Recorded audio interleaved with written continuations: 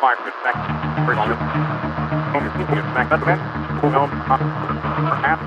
के अखबार का आज 100वां एपिसोड है और आज की भी शुरुआत हम इसी मुद्दे से करेंगे कि देश के अखबार हमारे साथ कर क्या रहे हैं। मतलब दैनिक जागरण को पता है कि ये जो आतंकी मारे गए पहलगाम आतंकी हमले के आतंकी थे और इंडियन एक्सप्रेस को नहीं पता है। इसको ये पता है कि अभी एजेंसीज चेक कर रही हैं। इवन हिंदू को भी यही लगता है कि पहलगाम लिंक्स अंडर स्कैनर। जिस देश की सर्वश्रेष्ठ खुफिया एजेंसी आतंकियों के पहलगांव में नरसंहार करने वाले शैतानों के फर्जी फोटो जारी कर सकती है, वो एजेंसी भी कंफर्म नहीं कर रही कि ये वही आदमी है। राजनाथ सिंह कह रहा है कि पाकिस्तान गिड़गिड़ा रहा था कि किस प्रकार से माय फ्रेंड डोनाल्ड ने पहले ट्वीट कर दिया था कि भारत पाकिस्तान के बीच में युद्ध विराम होगा, उसके 1 घंटे बाद भारतीय एजेंसियों ने किया नहीं। तो गिड़गिड़ाता हुआ पाकिस्तान दिन में 2:45 बजे तक हमारे शेलिंग कर रहा है। अमेरिका का राष्ट्रपति बोल रहा है, एक संप्रभु राष्ट्र का राष्ट्रपति बोल रहा है जो डिसीजन मेकिंग की पावर में है। और अगर वो ये कह रहा है तो बजाय इसके आप उससे सवाल पूछें, आप अपने ही देश के सांसदों पर सवाल उठा रहे हैं। अपोजिशन ये नहीं कह रहा कि सीज फायर क्यों हुआ। मुद्दा ये है कि सीज फायर अगर हुआ तो उसका ऐलान ट्रंप ने क्यों किया। सवाल ये है, इसका रिप्लाई देने के बजाय वो बात को दाएं बाएं घुमा रहे हैं क्योंकि इसका रिप्लाई उनके पास है ही नहीं। जब तक मोदी जी सत्ता में नहीं आए थे, प्रधानमंत्री नहीं बने थे, तब तक वो रोज बोलते थे कि हम लाल आंख दिखा देंगे, चीर देंगे, पाकिस्तान को पीओके ले लेंगे, चाइना को तोड़ देंगे, ये कर देंगे, वो कर देंगे। तो इंदिरा गांधी ने अगर 70 के दशक में कह दिया था कि चाहे 7वां बेड़ा है, चाहे 70वां है, चाहे 700वां है, हमें जो करना है वो हम करेंगे। उस महामानव के अंदर इतना भी दम नहीं है उसके कलेजे में जो बोल सके खुल करके कि देख यार ट्रंप, ये हमारे और पाकिस्तान के बीच में सीज फायर हमने किया है। इतना भी नहीं बोल सकते हो तो उसको बुला के तो बोल दो, राजदूत को, एम्बेसडर को बुला के बोल दो कि भाई तुम अपने उसको बोलो ट्रंप को कि नॉनसेंस बातें करना बंद करे।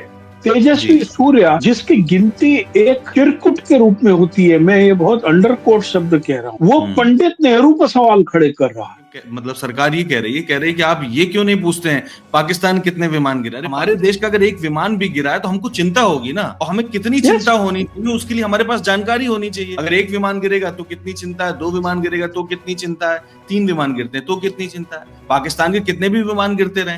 राजनाथ सिंह जी खड़े हुए और किस किस्म की भाषा इस्तेमाल कर रहे हैं, ऐसा लग रहा है जैसे पाकिस्तान जो है लंगोटिया यार है। अरे भाई अब जो है बस कर भाई, अब बहुत हो गया महाराज, अब बस बंद करो, अब बस युद्ध बंद। आप सोचिए ये भाषा है। सोनिया जी ने एक लेख लिखा है गजा पर, उन्होंने अहम बात कही है प्रधानमंत्री नरेंद्र मोदी के शेमफुल साइलेंस का। वहां पर आप सोचिए कि अकेले सिर्फ जुलाई में 63 लोग भूख से मर गए, जिसमें 24 बच्चे थे। लेकिन जो एक स्ट्रॉन्ग स्टैंड होना चाहिए भारत जैसे लोकतंत्र का, वो बिल्कुल कहीं नहीं दिखता। इसमें कोई दो राय नहीं कि अब इजराइल जो वहां पे कर रहा है गाजा में, वो जनसंहार की कैटेगरी में आता है, श्रेणी में आता है। इजराइल अब सीमाएं लांघ चुका है।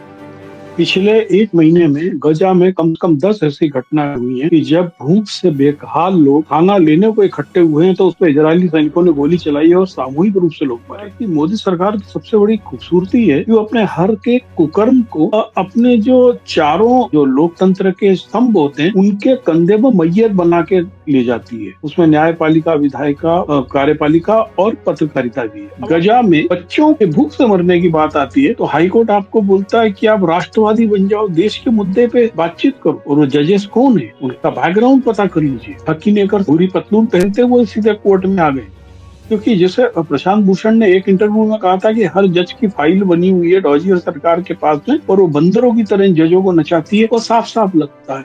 गुड़गांव में दिल्ली के करीब जाके देख लीजिए, कल की तारीख तक कम से कम 40,000 लोग पलायन कर चुके हैं स्पेशल बसेस से। केवल वो मामला बोलते हैं इसलिए पुलिस उठा के ले जा रही है। 5-5 दिन उनको डिटेंशन सेंटर में रखा जा रहा है। 2 बार की सुनवाई से देख रहा हूँ सुप्रीम कोर्ट बार बार पुश कर, मतलब पहले कहा है, पहले सजेशन दिया है, इस बार जो अंग्रेजी में बोला है उन्होंने, उसमें उन्होंने फर्दर पुश किया है, पुश हार्डर है। तो अब मुझे ये नहीं समझ में आ रहा है इस पुश हार्डर में क्या करेंगे वो। ईसी उनकी बात मान लेगा या फिर ईसी कहेगा कि हमें आदेश नहीं मिला है इसलिए हम अपने तरीके से चलेंगे। और जरा सोचिए, वही कह रहे हैं पहले ड्राफ्ट तो आने दीजिए, जो ये आएगा ये ड्राफ्ट होगा, फाइनल लिस्ट नहीं होगी। अगर कोई ड्राफ्ट में गड़बड़ी होगी तो हम देख लेंगे। और सभी जानते हैं ड्राफ्ट के बाद भी कोई बदलाव नहीं होना है। कोर्ट हमेशा सरकार के पक्ष में झुका रहता है। सरकार के पक्ष में झुकने का मतलब है संसाधन के पक्ष में झुकना, सरकार के पक्ष में झुकने का मतलब है सत्ता के पक्ष में झुकना, शक्ति के पक्ष में झुकना। और नागरिक कैसे लड़ेगा सरकार से, आप ये तो सोचिए। ना वो वकील की फीस दे सकता है, ना वो बार बार कोर्ट जा सकता है, ना बार बार इतनी ऊंची ऊंची दलील दे सकता है। सरकार तो वादा कर देगी, बस वादे से बात हो जाएगी।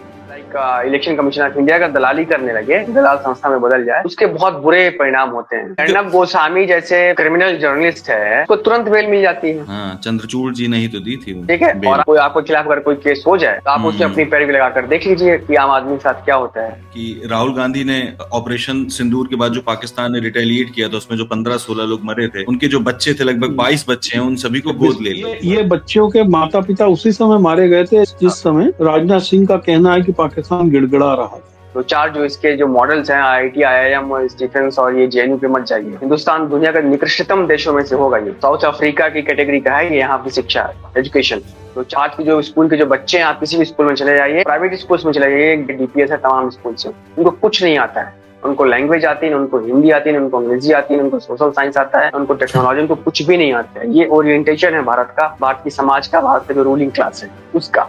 निर्भया जिसके साथ वो रेप हुआ था, निर्भया कांड, उसके भाई को राहुल गांधी ने पढ़ा लिखा करके उसको एक काबिल आदमी बनाया, शायद पायलट है वो। आपका दशरथ मांझी के घर सारे नेता जाते हैं, सारे जाकर के उसके यहाँ वोट मांगते हैं। वो किस गरीबी में रह रहा था, लेकिन अचानक से एक दिन पता चलता है कि वहाँ सामान गिरा, घर बन रहा है और राहुल बनवा रहे हैं उसको। बिल्कुल, वरना हमने तो ये समझ लिया था कि गोद लेना एक नारा है, क्योंकि जब प्रधानमंत्री मोदी सत्ता में आए थे तब वो एक गांव गोद लेने की बात कर रहे थे हर एक सांसद के द्वारा। गांवों की हालत आप देख लीजिए।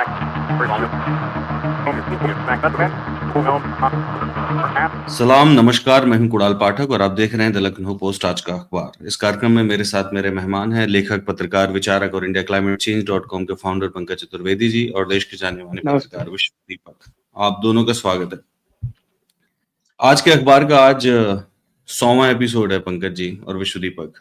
और वाह, बधाई हो, बहुत बहुत बधाई आपको।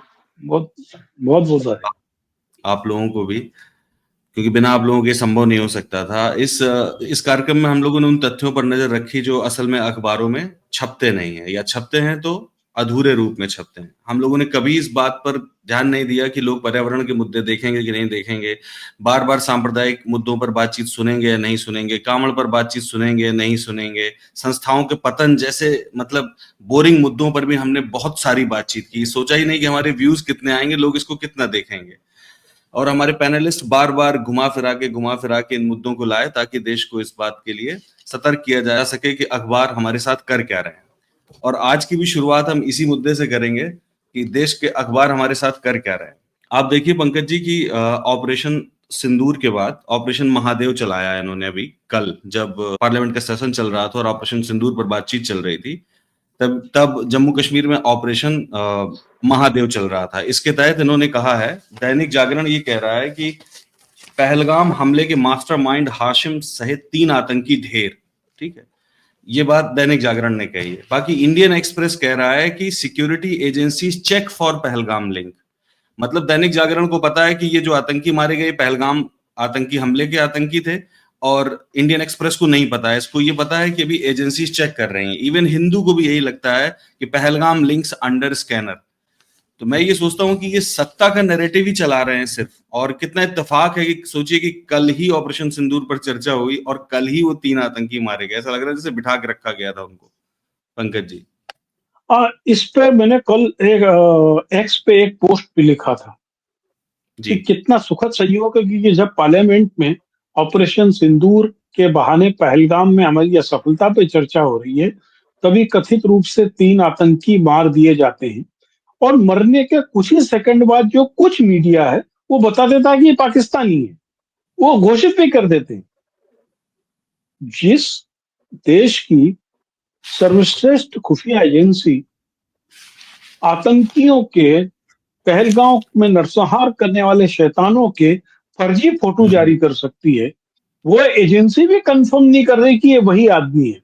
हाँ, लेकिन भक्ति में लीन लोग जो हैं, और मुझे तो अब तो आश्चर्य लगने लगा कि ऑपरेशन सिंदूर, ऑपरेशन भैरव, ऑपरेशन शंकर, ये हम लोग रामलीला का मंचन कर रहे हैं कि देश की सुरक्षा की बात कर रहे हैं। और आप देखिए कि उस समाचार में क्या सच्चाई है, ये अभी तक किसी भी एजेंसी ने अनौपचारिक रूप से भी नहीं कहा है। 3 आतंकी मारे गए, उनके पास से विध्वंसक हथियार जब्त हुए हैं, ये सच्चाई है। लेकिन ये वही है जो पहलगाम में जिन्होंने हमारे नागरिकों को मारा था, ये नहीं माना। बिल्कुल ठीक मैं बात है। इसमें तो आपको एक और बताऊं कि हमारे यहाँ संसद की जो बहस है उनका हम्म स्तर, गुणवत्ता किस स्तर पर गिर चुकी है। एक तरफ गौरव गोगोई के लोग तथ्यों पे बात कर रहे हैं, हमारे हम्म होम मिनिस्टर कह रहे हैं आप उस पर भरोसा नहीं करेंगे जिसने संविधान की शपथ ली है। तो भाई इससे पहले 2014 से पहले जो लोग संसद में बयान देते थे वो लोग भी जो शपथ लेते थे तो वो सुरेंद्र मोहन पाठक के उपन्यास की तो लेते नहीं थे, या गुलशन नंदा के उपन्यास की नहीं लेते थे। वो भी हम्म तो संविधान की शपथ लेके आते थे ना। तो आप काहे को हम्म कोहराम काटते थे, उन पर विश्वास करते थे। अब आप देखिए राजनाथ सिंह का झूठ, हम्म ये बात पता नहीं विपक्ष के सांसदों को समझ में आती है कि नहीं आती है। राजनाथ सिंह कह रहा है कि पाकिस्तान गिड़गिड़ा रहा था और हमने युद्ध विराम किया। हम्म 10 तारीख का युद्ध विराम है, ये सभी ऑन रिकॉर्ड है, डिजिटल डेट्स को बदला नहीं जा सकता है कि किस हम्म प्रकार से माय फ्रेंड डोनाल्ड ने पहले ट्वीट कर दिया था कि भारत पाकिस्तान के बीच में युद्ध विराम होगा, उसके 1 घंटे बाद भारतीय एजेंसियों ने किया। लेकिन पाकिस्तान तो गिड़गिड़ा रहा था, और गिड़गिड़ाता हुआ पाकिस्तान दिन में 2:45 बजे तक हमारे शेलिंग कर रहा था, भयंकर शेलिंग कर रहा था जिसमें लोग मारे गए। उस दिन एक अग्निवीर भी मारा गया है, एक बीएसएफ का सवाई 10 तारीख को मारा गया है, शहीद हुआ है।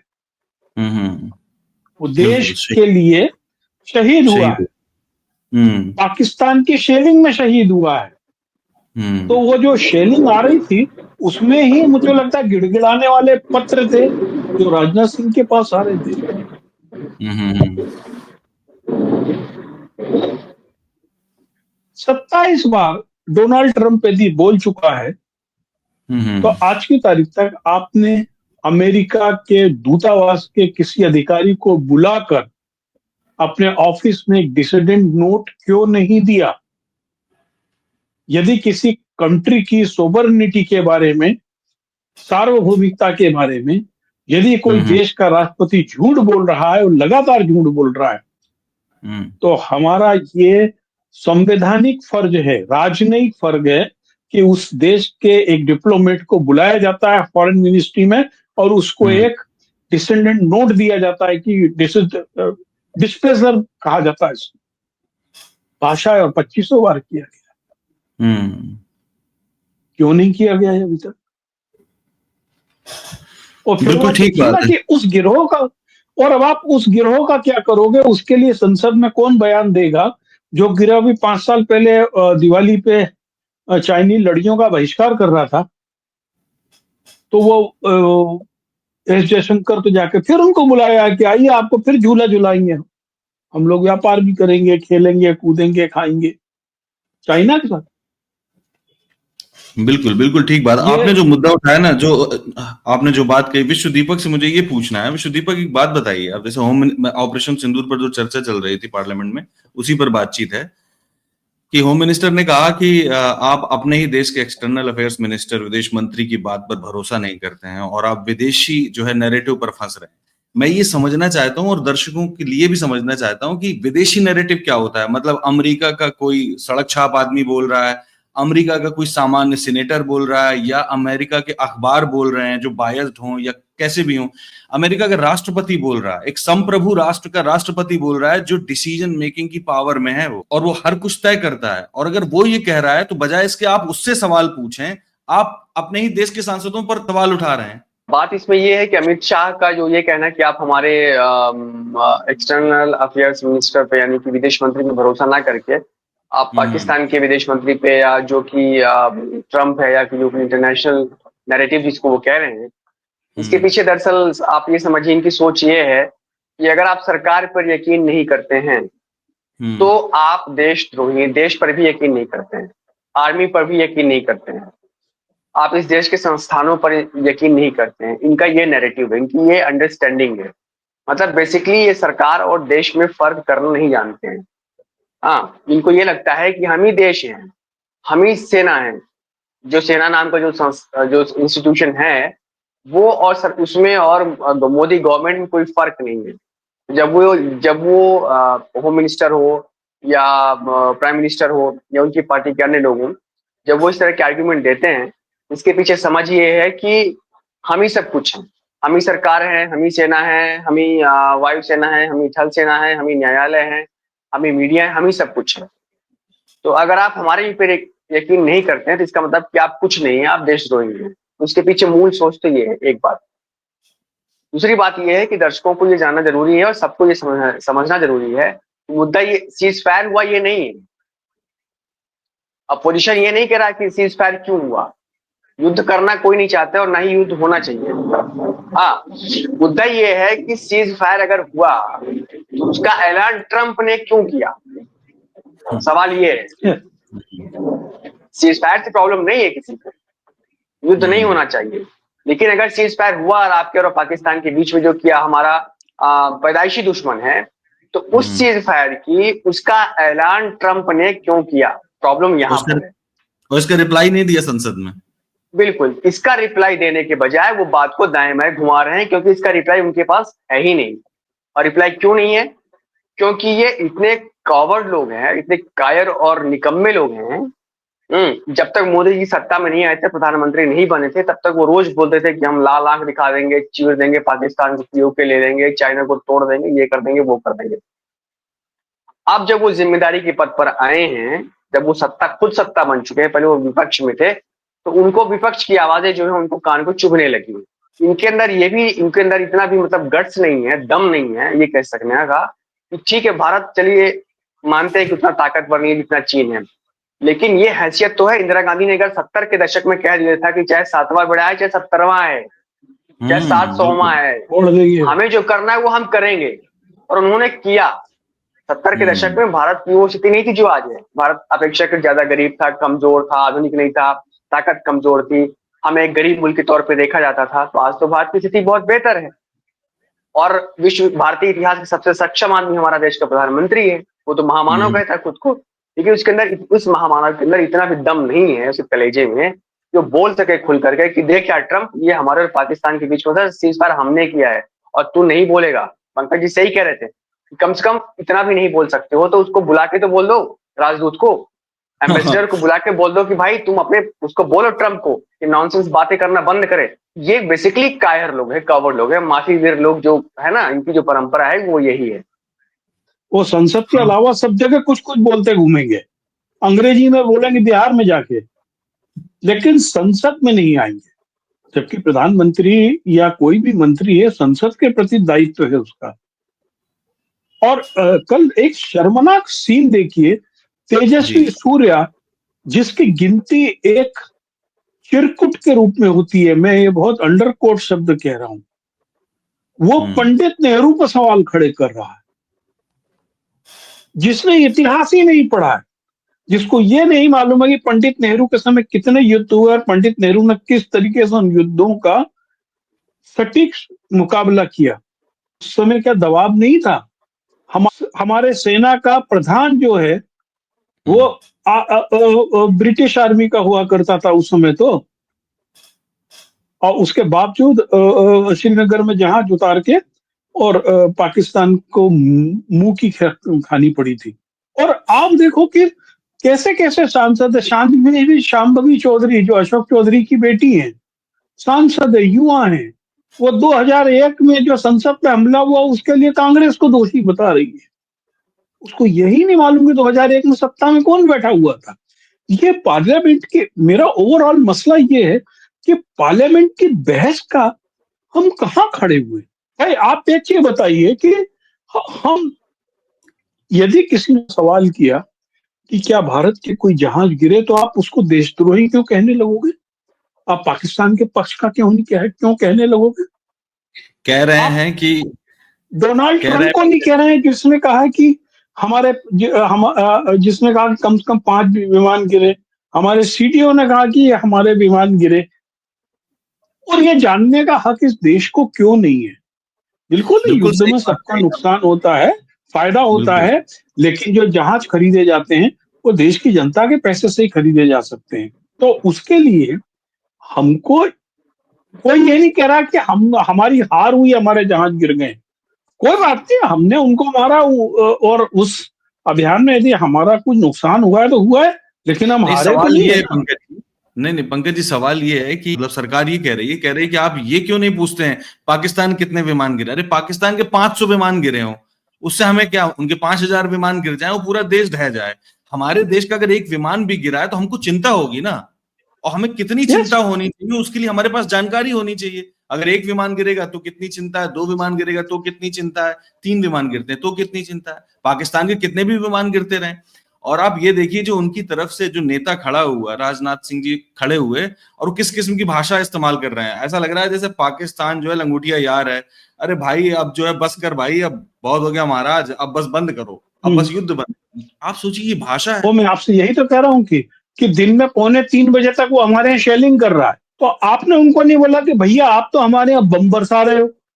आप याद करें 10 तारीख को युद्ध विराम हुआ है, उसके बावजूद 10 तारीख की रात में 10:30 बजे और 11 तारीख को अचानक अमृतसर के आसपास में ब्लैकआउट करना पड़ा है और राजस्थान हाँ, के बॉर्डर पर ब्लैकआउट करना पड़ा है। और उस समय हल्ला हो गया था कि शायद ये जो है जहां सरेंडर हुए नरेंद्र, वो सफल नहीं हुआ। वीडियोस अवेलेबल हैं उसके, सोशल मीडिया में वीडियोस थे, 15-15, 20-20 सेकेंड के। एक खबर और विश्व दीपक, सोनिया जी ने एक लेख लिखा है गजा पर, आपके शायद नजर में आया हो। उसमें जो दो महत्वपूर्ण बातें उन्होंने कही हैं, उसमें से एक तो ये है कि भारत सरकार को क्लियर और बोल्ड स्टैंस होना चाहिए भारत सरकार का इजराइल के खिलाफ, और इस मुद्दे पर कि अब वॉर आपको खत्म करना पड़ेगा। और दूसरा जो उन्होंने अहम बात कही है वो कही है प्रधानमंत्री नरेंद्र मोदी के शेमफुल साइलेंस का। वहां पर आप सोचिए कि सिर्फ जुलाई में 63 लोग भूख से मर गए, जिसमें 24 बच्चे थे विश्व दीपक। हजारों बच्चों को मार दिया गया, और इस पर भारत का कोई स्टैंड नहीं है। हाँ, ये अलग बात है कि कहीं वोटिंग का मामला आता है तो कभी हम एब्सटेन हो जाते हैं, कभी समर्थन में कर देते हैं, लेकिन जो एक स्ट्रांग स्टैंड होना चाहिए भारत जैसे लोकतंत्र का, वो बिल्कुल कहीं नहीं दिखता है। देखिए, इस पर कोई दो राय नहीं कि अब इसराइल जो वहां पे कर रहा है गाजा में, वो जनसंहार की कैटेगरी में आता है, श्रेणी में आता है। मैं उन लोगों में से हूँ, मैं बहुत इसको ईमानदारी से स्वीकार करता हूँ कि जब हमास ने इसराइल पे अटैक किया तो मैं उन लोगों में से हूँ जिन्होंने इसराइल के पक्ष में बोला। और मेरी ये मान्यता थी कि इसराइल को रिटेलिएट करने का हक है, और हमास एक आतंकवादी संगठन है, वो फिलिस्तीनी राष्ट्रवाद का रिप्रेजेंट नहीं करता है, हमास। और मेरे कई लोगों से इस मामले में बहस हुई। लेकिन लेकिन आज जो इसराइल कर रहा है वो कतई सही नहीं है, और वो जनसंहार की कैटेगरी में आता है, और इसको तुरंत रोकना चाहिए। और भारत के साथ शर्मनाक बात यही है कि भारत ही नहीं बल्कि पूरे अरब वर्ल्ड के साथ, और पूरे भारत के साथ इसलिए भी क्योंकि भारत जो है अगर अपने आप को ये विश्व गुरु बनाना चाहता है, जैसे कि वो दावा करते हैं कि हम विश्व गुरु बन चुके हैं और हमारा स्टेचर दुनिया में बहुत बढ़ गया है और हमारी बहुत पहुंच बढ़ गई है, हमारी बड़ी ताकत हो गई है, तो किसी भी जो वर्ल्ड पावर होती है उसका एक मोरल बाइंडिंग भी होती है, उसका एक मोरल रिस्पॉन्सिबिलिटी भी होती है। भारत को इस मामले में अपना पक्ष एकदम तय स्पष्ट रूप से उन लोगों के साथ खड़ा होना चाहिए जिनके ऊपर जो है इसराइल बम्बार्डिंग कर रहा है, जिनके ऊपर वो जनसंहार कर रहा है। मैं सोनिया जी के इस तर्क से बिल्कुल सहमत हूँ। और मैं, जैसा कि मैंने पहले बताया कि ये इसराइल अब सीमाएं लांघ चुका है। अरे पंकज जी, हम लोगों ने मतलब मुसोलिनी को नहीं देखा, हिटलर को नहीं देखा, इनको किताबों में पढ़ा था।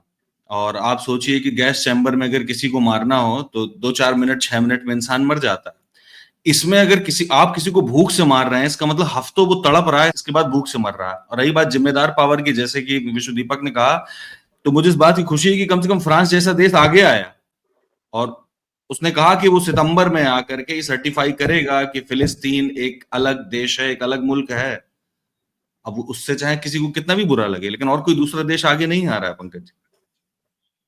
पिछले 1 महीने में गजा में कम से कम 10 ऐसी घटनाएं हुई हैं कि जब भूख से बेकहाल लोग खाना लेने को इकट्ठे हुए हैं तो उस पर इजरायली सैनिकों ने गोली चलाई है और सामूहिक रूप से लोग मरे। ये बिल्कुल। यानी निकृष्टतम अपराध है।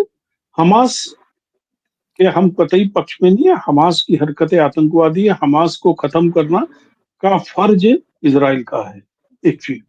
दूसरा चीज, जहां तक भारत सरकार, देखिए भारत सरकार की, मोदी सरकार की सबसे बड़ी खूबसूरती है कि वो अपने हर के कुकर्म को अपने जो चारों जो लोकतंत्र के स्तंभ होते हैं, उनके कंधे पर मैयत बना के ले जाती है। उसमें न्यायपालिका, विधायिका, कार्यपालिका और पत्रकारिता भी है। अब आप देखिए, गजा या फिलिस्तीन के मसले में बंबई हाई कोर्ट कहता है भाई देशभक्त बनो, फिलिस्तीन के पक्ष में प्रदर्शन क्यों करते हो? यानी आपको एक पक्ष मिल गया, किसका? न्यायपालिका कोर्ट का। का, अब तो वो हाई कोर्ट ने भी बोला है। जो आपका शर्मनाक। मीडिया है वो तो स्यापा कर ही रहा है। वो तो हम्म। यानी फिलिस्तीनियों की हत्या को मुसलमानों की हत्या मानकर इतना खुश है कि जैसे कि हर दिन दिवाली मन रही है। और जो उनके भक्त संप्रदाय हैं, वो केवल इसलिए इजराइल के पक्ष में क्योंकि वो मुसलमानों को मार रहा है। हम्म।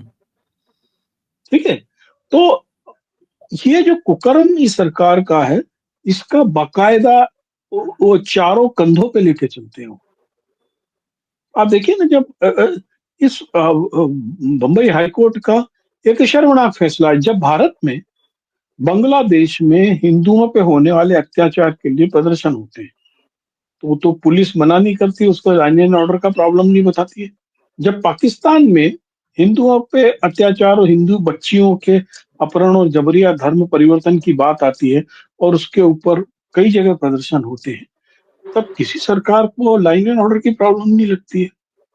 जब फिलिस्तीन की बात आती है, गजा में बच्चों के भूख से मरने की बात आती है, तो हाईकोर्ट आपको बोलता है कि आप राष्ट्रवादी बन जाओ, देश के मुद्दे पे बातचीत करो। और वो जजेस कौन है, उनका बैकग्राउंड पता कर लीजिए। वो खकी नेकर से भूरी पतलून पहनते हुए सीधे कोर्ट में आ गए। और हमारे यहाँ कोर्ट का नजरिया जो है वो सरकार के पक्ष में इतना अधिक होता है, क्योंकि जैसे प्रशांत भूषण ने एक इंटरव्यू में कहा था कि हर जज की फाइल बनी हुई है डॉजी और सरकार के पास में, और वो बंदरों की तरह जजों को नचाती है। वो साफ साफ लगता है। विजय शाह को ऑपरेशन सिंदूर में कर्नल सोफिया कुरैशी को पाकिस्तानी कहने का मसले को अब 2 महीने हो रहा है। हम्म। और कांग्रेस की एक जया ठाकुर है, उन्होंने जो रिट लगाई कि इसको मंत्री पद से हटाया जाए, तो कोर्ट को याद आया। कोर्ट ने बोला भाई आप हमारे संयम की परीक्षा ले रहे हो, लेकिन हम इसको मंत्री पद से नहीं हटाने को कह सकते। तो आप क्या कर सकते हो? आप कद्दू की सब्जी के साथ में पूरी खिलाने के लिए कह सकते हो उसको। नहीं, वो हेमंत हेमंत मालवीय ठीक को है टारगेट करेंगे, हेमंत मालवीय जैसे है आम ना? लोगों को हेमंत पकड़ के मालिक खींचेंगे। आम लोगों को टारगेट करेंगे ये, है बिल्कुल। ना? आप सोचिए कि वो फिलिस्तीन के पक्ष में प्रदर्शन को लाइन एंड ऑर्डर का जो यदि पुलिस ने कह दिया प्रॉब्लम है तो उसको एक्सेप्ट कर लेंगे। हम्म। आप विजय शाह के मामले में बोलोगे हम इनका कुछ नहीं कर सकते हैं। आप एसआईटी की रिपोर्ट तो क्या हुआ बताओ ना भाई, आपने तो एसआईटी गठित कराई थी। बिल्कुल। अब ये कोई मनी लॉन्ड्रिंग का केस तो था नहीं कि जो स्विट्जरलैंड में पैसा गया हुआ था। भाई इसमें बकवास की कि नहीं की? हम्म। जो वीडियो है वो लॉजिकल लीगल है कि नहीं है ना? वो कोई डॉक्टर तो नहीं है। इसकी जांच को कितना दिन चाहिए आपको? 24 घंटे, 7 दिन? बिल्कुल। तो जो और कोर्ट है, पंकज जी, जी कोर्ट जी जी। कोर्ट जो है जिस तरीके से इस सरकार के कुकर्मों को ढो रही है, ये इस पूरे देश की जर्जर हो चुके पूरे लोकतंत्रात्मक तंत्र का दुर्भाग्य है, आपको बताऊं। बिल्कुल सही आप कहा देखिए आपने। ना, और जो एसआईआर का मामला बिहार में आप ले लीजिए।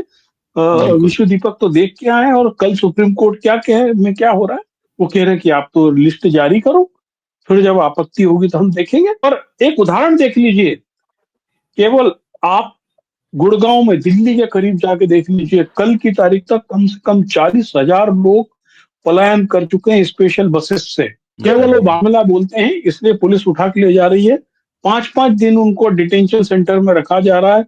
वो उनके पास में आयकर वाला कागज भी है, वो जो पैन कार्ड वाला है, मतदाता पहचान पत्र है, आधार है, तो भी 5 दिन से हेलो। कम किसी को रखा नहीं जा रहा है। और 5 दिन उनको जो खाना दिया जाता है वो जानवर भी ना खाए उस तरीके का खाना है। आपको उस स्तर में प्रताड़ित कर दिया जाता है कि आप छोड़ के चले जाओ। वहां छोड़ के जा रहे हैं लोग। और दुर्भाग्य सोचिए, कि ये सब वोटर जाके ममता बनर्जी को वोट देंगे, इतना भी याद रखिए। जब बंगाल लौटेंगे तो क्या करेंगे? ममता बनर्जी को वोट देंगे, बिल्कुल ठीक बात है। एक तो चीज और बताइए और विश्वदीपक मुझे आप। जी जी जी, विश्वदीपक एक चीज मुझे और बताइए आप, कि 2 बार की सुनवाई से देख रहा हूँ सुप्रीम कोर्ट बार बार पुश कर, मतलब पहले कहा है, मतलब पहले सजेशन दिया है, इस बार जो अंग्रेजी में बोला है उन्होंने, उसमें उन्होंने फर्दर पुश किया है, पुश हार्डर है। तो अब मुझे ये नहीं समझ में आ रहा है इस पुश हार्डर में क्या करेंगे वो, मतलब ईसी उनकी बात मान लेगा या फिर ईसी कहेगा कि हमें आदेश नहीं मिला है इसलिए हम अपने तरीके से चलेंगे। और जरा सोचिए, वही कह रहे हैं पहले ड्राफ्ट तो आने दीजिए, जो ये आएगा ये ड्राफ्ट होगा, फाइनल लिस्ट नहीं होगी। अगर कोई ड्राफ्ट में गड़बड़ी होगी तो हम देख लेंगे। और सभी जानते हैं, और ये ऑन रिकॉर्ड है बात, सभी जानते हैं कि ड्राफ्ट के बाद भी कोई बदलाव नहीं होना है। बिल्कुल पंकज जी ने सही कहा कि कोर्ट हमेशा सरकार के पक्ष में झुका रहता है। सरकार के पक्ष में झुकने का मतलब, मैं 1 मिनट लूंगा, सरकार के पक्ष में झुकने का मतलब है संसाधन के पक्ष में झुकना। सरकार के पक्ष में झुकने का मतलब है सत्ता के पक्ष में झुकना, शक्ति के पक्ष में झुकना। और नागरिक कैसे लड़ेगा सरकार से, आप ये तो सोचिए। ना वो वकील की फीस दे सकता है, ना वो बार बार कोर्ट जा सकता है, ना बार बार इतनी ऊंची ऊंची दलील दे सकता है। सरकार तो वादा कर देगी, बस वादे से बात हो जाएगी। बिल्कुल। देखिए, कोर्ट का रवैया केवल इस मामले में नहीं, अन्य तमाम मामलों में भी बहुत क्वेश्चनेबल है।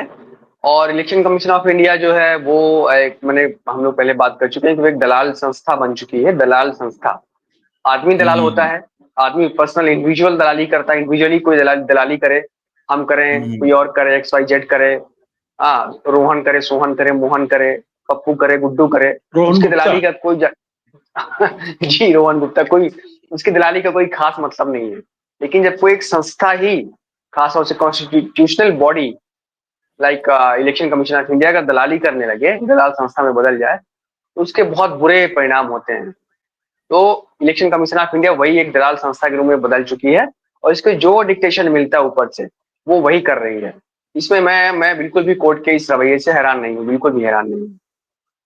और ये हमेशा होता रहा, कई दिनों से लगातार, कोविड के दौर से भी देख रहे हैं पंकज जी हम लोग, कि बार बार कोर्ट जो है तुषार मेहता जी की बात सुन लेता था, उनका वर्जन मान लेता था, और जो याची वकील जाते थे उनकी बातचीत से कोई मतलब नहीं है। इस बीच में भाई अर्नब गोस्वामी जैसे जो क्रिमिनल जर्नलिस्ट है, उसको तुरंत बेल मिल जाती है।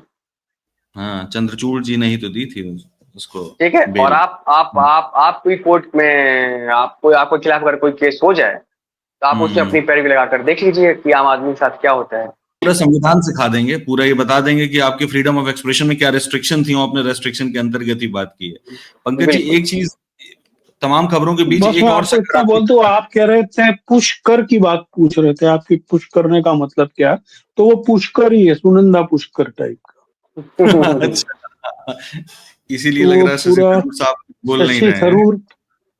शशि थरूर भी ऐसे पुष्कर के चक्कर में हो जाते हैं। पूरा तंत्र को आप उस एक घटना से समझ लीजिए कि आपका एक पौवा दवा पड़ा हुआ है, तो इसीलिए इसको पुश करने को बोल रहा है सुप्रीम कोर्ट, वो पुश कर ही है। ठीक बात है। एक खबर और है पंकज जी, बहुत सकारात्मक सी खबर है, कि राहुल गांधी ने ऑपरेशन सिंदूर के बाद जो पाकिस्तान ने रिटेलिएट किया था, उसमें जो 15-16 लोग मरे थे, उनके जो बच्चे थे, लगभग 22 बच्चे हैं, उन सभी को गोद ले लिया। 22 बच्चों, हाँ 22 बच्चों को गोद ले लिया, उनकी शिक्षा दीक्षा बाकी सारी चीजों की जिम्मेदारी वो संभालेंगे। तो ये एक अहम कदम है पंकज जी। बहुत ये बच्चों के माता पिता उसी समय मारे गए थे जिस समय राजनाथ सिंह का कहना है कि पाकिस्तान गिड़गिड़ा रहा था। हाँ, रिटेलिएट कर रहा था जब। जरूरी है ना, ये तो समझ। इसके अंदर आपको एक खबर और बताऊं जिसकी बहुत कम चर्चा हुई है। अभी हिमाचल में जो फ्लड आया, बादल फटने से, तो उसमें 6 साल की बच्ची जिंदा रह गई, पूरा परिवार समाप्त हो गया। तो हिमाचल सरकार ने बच्ची को डॉटर ऑफ स्टेट घोषित किया, राज्य पुत्री। और उन्होंने बोला कि इस तरीके के जो बच्चे अकेले रह गए हैं, वो उनकी पूरी देखभाल की जिम्मेवारी राज्य करेगा। मुझे लगा कि ये भी एक अच्छा कदम है। इस प्रकार के जो बच्चे निराश्रित हो जा रहे हैं, उनकी शिक्षा, स्वास्थ्य पर किसी को भी, सरकार को या किसी को ध्यान देना चाहिए। सरकारी तंत्र तो बहुत कमजोर है। सरकारी तंत्र तो इतना कमजोर है कि राजस्थान में एक स्कूल की पूरी छत गिर जाती है, 7 बच्चे उसमें कुचल के मर जाते हैं। उसके बाद में लिस्ट बनने लगती है कि कितने स्कूलों की छत कमजोर है। जब हम इसको काउंट करते होते हैं तो अचानक आज सुबह खबर आती कि जैसलमेर के एक सरकारी स्कूल का गेट गिर गया, उसमें प्राइमरी का बच्चा दब के मर गया। तो सरकारी तंत्र ऐसे बच्चों की देखभाल के लिए इतनी ज्यादा फाइलों में उलझा होता है, तो यदि समाज से राजनेता लोग यदि इस तरीके का कदम उठाते हैं तो यह सुखद है और इसको अप्रिशिएट किया जाना चाहिए। बिल्कुल सही बात है।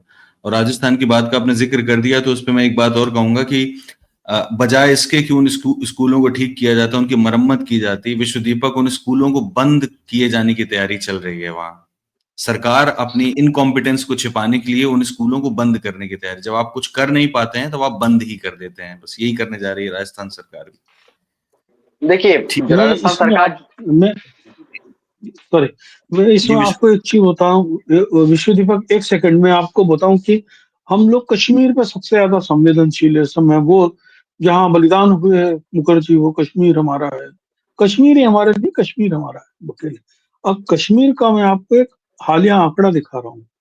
वो हम्म। कश्मीर में जिसमें जबरदस्ती एक भाषा के रूप में संस्कृत को थोपने की बड़ी चर्चा है, और वो भी इसलिए क्योंकि संस्कृत भारती का आरएसएस की संस्था है। उसने एलजी मनोज सिन्हा को बोला कि हर विद्यालय में संस्कृत पढ़ाई जाए। वहां हम्म। पे उसको बड़ा विरोध हो। वहां पर कश्मीर जे एंड के जो अब यूटी हो गया है, उसके अंदर कुल 24,241 स्कूल हैं हायर सेकेंडरी तक के। उसमें से 18,724 सरकारी स्कूल हैं, यानी it is almost more than 75%। More than लेकिन 75%। 18,724 स्कूलों में महज 46% बच्चे पढ़ते हैं, यानी 54% 54%। बच्चे 6,000 सरकारी स्कूलों में पढ़ते हैं। हम्म। और मजेदार चीज है कि 119 ऐसे स्कूल हैं जिसमें कोई बच्चे ही नहीं है, शून्य बच्चे हैं, लेकिन वहां पे 238 टीचर की पोस्टिंग है। ये मैं अभी हम्म। कुछ स्टडी कर रहा था, तो मैंने ये हम्म। आंकड़े निकाले कि हम लोग, हमारे लिए स्कूल की जो व्यवस्था है, सरकारी स्कूल की व्यवस्था, हमें कश्मीर में टूरिज्म बढ़ाना है। हमें कश्मीर को टूरिस्ट से आई हुई गंदगी, कूड़े से भर देना है। लेकिन कश्मीर के इंटीरियर इलाके का बच्चा पढ़ ना पाए, उसकी वानगी ये स्कूल है। बिल्कुल ठीक बात कह रहे हैं आप। सॉरी, जी विश्व दीपक, विश्वदीप आप कुछ कह रहे थे। मैं तो सरकारी स्कूल में पढ़ा हूँ। हम्म। हमारी शुरुआती प्राथमिक शिक्षा हमें और तब तो प्राइवेट स्कूलें इतनी थी भी नहीं। और हम्म। हम लोगों ने जीवन में इतना खराब भी नहीं किया, ठीक ठाक ही किया जीवन में, जो हमारी परफॉर्मेंस रही। और मैं मानता हूँ कि शिक्षा जो है राज्य का दायित्व है, राज्य की जिम्मेदारी है। और इस बात में बहुत तगड़ा यकीन करता हूँ। लेकिन हिंदुस्तान की जो शिक्षा व्यवस्था है उसको मैं आज से नहीं, पिछले 15-20 सालों से मैं इसको बर्बाद होते हुए देख रहा हूँ, और बहुत तकलीफ होती है इस चीज को लेकर के। और मैं आपको बता दूं, हिंदुस्तान दुनिया के निकृष्टतम देशों में से होगा ये। साउथ अफ्रीका की कैटेगरी का है ये यहाँ की शिक्षा, एजुकेशन। तो चार जो इसके जो मॉडल्स हैं, आईआईटी, आईआईएम, स्टीफेंस और ये जेएनयू पे मत जाइए। इसकी जो एजुकेशन सिस्टम जो नीचे का है इसका, वो बहुत ही घटिया और बहुत ही खराब है। केवल 10% लोग ऐसे हैं इस देश में जो ठीक ठाक जगहों पर शिक्षा ले पाते हैं, चाहे वो प्राइवेट स्कूल हो, चाहे वो सरकारी स्कूल हो। इस ये तो खराब ठीक बात ह्यूमन है। रिसोर्स के साथ, खराब ओरिएंटेशन के साथ, आप क्या हम्म। उम्मीद करते हैं कि भारत का क्या भविष्य होगा? मैं जो देख पा रहा हूँ वो बहुत ही गटर वाला भविष्य है भारत का। भारत के जो स्कूल के जो बच्चे हैं, आप किसी भी स्कूल में चले जाइए, इवन प्राइवेट स्कूल्स में चले जाइए, यहाँ जहाँ हम लोग रहते हैं, डीपीएस है, तमाम स्कूल से, उनको कुछ नहीं आता है। उनको लैंग्वेज आती है, उनको हिंदी आती है, उनको अंग्रेजी आती है, उनको सोशल साइंस आता है, उनको टेक्नोलॉजी, उनको कुछ भी नहीं आता है। ये ओरिएंटेशन है भारत का, भारत की समाज का, भारत का जो रूलिंग क्लास है उसका। तो कुल मिलाकर के ये एक जो पतित, एक जिसको कहते हैं ना वुंडेड सिविलाइजेशन, उसने बोला था ये स्नैपॉल ने, और एक डार्क एज है यहाँ पे। वो ठीक बीच के कुछ समय ऐसा आया जो यहाँ पे थोड़ी सी रोशनी थी, आजादी के आसपास के समय था वो। और वो 60-70 सालों तक उसकी रोशनी में हम लोग थोड़ा बहुत कुछ कर ले गए। अब देखिएगा आने वाला समय कितना विभत्स होगा। बच्चे कांवड़ लेकर के जा रहे हैं उनके यहाँ पे, उनको स्कूलों में जो है उनको दंगा करना सिखाया जा रहा है। उनको कोई ओरिएंटेशन ही नहीं है हमारे यहाँ। आपने कहानी सुनी होगी, हम सबने पढ़ी है, जापान में एक बच्ची को स्कूल जाने के लिए एक ट्रेन को 3 साल तक चलाया गया ताकि उसका हाई स्कूल पूरा हो जाए। सिर्फ एक लड़की थी उसको पढ़ाने के लिए। इसीलिए जापान है और भारत भारत है। आप भारत में देख लीजिए, कांवड़ में जाने वाले लड़के और लड़कियों को प्रोत्साहित किया जा रहा है, और बच्चे प्राथमिक स्कूलों में शिक्षा ना प्राप्त कर पाए, वहां संख्या कम हो जाए इसके लिए स्कूल बंद किए जा रहे हैं, हजारों की संख्या में। हमारे यहाँ भी जापान है, हमारे यहाँ भी जापान है। हमारे यहाँ बस है कि जा नहीं है, उसको पान में खैनी डाल के है बस। राहुल गांधी वाली बात मैं ये कहना चाह रहा था कि राहुल गांधी ने जो काम किया है, काश ऐसे हमारे देश में 500 कितने हैं कुल सांसद? 575, 543, सॉरी 543। राज्यसभा को मिला लें तो 700 से ऊपर है, 700 कुछ है। 700 एमपी में से सोचिए, अगर ऐसे 70 एमपी भी अगर ऐसे निकल जाए हमारे देश में, 70 एमपी, ज्यादा नहीं, 700 में 70 भी निकल जाए तो बहुत, इस देश का बहुत बड़ा भला हो जाएगा। अब भले के साथ साथ एक तरह का वातावरण बदलेगा। आपको याद होगा कि वो जो निर्भया थी, निर्भया जिसके साथ वो रेप हुआ था, निर्भया कांड, उसके भाई को राहुल गांधी ने पढ़ा लिखा करके उसको एक काबिल आदमी बनाया, शायद पायलट है वो। आपको याद होगा दशरथ मांझी के घर सारे नेता जाते हैं, सारे जाकर के उसके यहाँ वोट मांगते हैं। वो किस गरीबी में रह रहा था, लेकिन अचानक से एक दिन पता चलता है कि वहां सामान गिरा, घर बन रहा है और राहुल बनवा रहे हैं उसको। वायनाड में बाढ़ आई थी, उनको मालूम ही नहीं पड़ा, उनको खुद ही नहीं मालूम पड़ा। वायनाड में बाढ़ आई थी, तो बाढ़ के बाद बहुत सारे लोग जो अनाथ हो गए थे, बच्चे जिनके पास माता पिता ने, जहां तक मेरी जानकारी है, उन लोगों को भी राहुल गांधी ने सपोर्ट किया है, उनकी भी एजुकेशन का खर्चा उठा रहे हैं। और अब आ रहे हैं ये यहाँ 20 बच्चों को उन्होंने अडॉप्ट किया है। 150 मकान बनवाए थे वहां पर, बिल्कुल 150 मकान तो बनवा, 150 मकान बनवाए थे, बनवा के दिए। अब बाकी बीच में आप देखते होंगे कि वो किसी को सपोर्ट करते रहते हैं। तो वो जो राहुल ये करता है ना, वो कोई वोट के लिए नहीं करता है, वो जेन्युइनली एक ह्यूमन बीइंग होने के नाते ये करता है। ये बात है, ये फर्क है पॉलिटिशियन से। वो पॉलिटिशियन तो है। बिल्कुल, वरना हमने तो ये समझ लिया था कि गोद लेना एक नारा है, क्योंकि जब प्रधानमंत्री मोदी सत्ता में आए थे तब वो एक गांव गोद लेने की बात कर रहे थे, हर एक सांसद के द्वारा। की हालत आप देख लीजिए, उन गांवों की हालत देख लीजिए। गोद से नहीं उतारा, नहीं गोद तो लिया, गोद से नीचे नहीं उतारा। और देखो ना, ये देश तो इतना इस किस्म का देश है कि जहां पर आप किसी राजनीतिक दल में रहते हो, 5 बार सांसद बनते हो, 2 लाख रुपए महीने की आपकी पेंशन फिक्स हो जाती है, सब कुछ आ जाता है। उसके बाद आप दल बदल के दूसरी जगह चले जाते हो, ज्योतिरादित्य सिंधिया तरीके नेहरू को गाली बकने लगते हो। तो उसमें दशरथ मांझी या एक नाई की दुकान या जूते वाले की दुकान पे एहसान करके आप सोचो कि उससे वोट मिलेगा, तो कोई बहुत मतलब नहीं करेगा। ये खूबसूरत बात है। ऐसे कम से कम 60-70 भी एमपी अगर हो जाएं तो कुछ पॉलिटिकल फिजा माहौल बदलेगा। बिल्कुल बिल्कुल, आशा यही की जाए। इस कार्यक्रम को इसी पॉजिटिव मोड पे खत्म किया जाए। थैंक यू आप दोनों। चलिए, थैंक यू।